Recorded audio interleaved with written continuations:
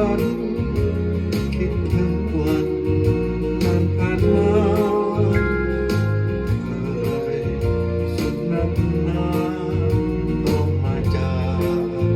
ภาคไกลนี้โอ้เคยประคองก็ต้องมองดูดีโอ้ชีวิตจงอย่ามีจิตใจโศกจากไปไกลแล้วโอ้แก้วตาอย่าเปลี่ยนทางจากเพียงแต่กายมองถึงไทย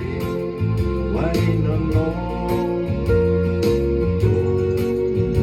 รอคอยวันนานเท่าใดก็จงคอยใจอย่าหม่นหมองให้หวานซื่อยามได้น้องโศกมีทุกใจขึ้นโคมวอ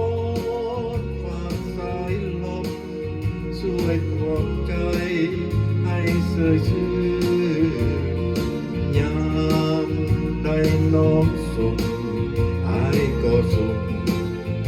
ทุกค่ำคืนทุกวันคืนตื่นภาวะหาดวงใจจากไปไกลแล้วยอดชีวิตอย่าเปลี่ยนผ่านจากในความหวังที่เขาสร้าง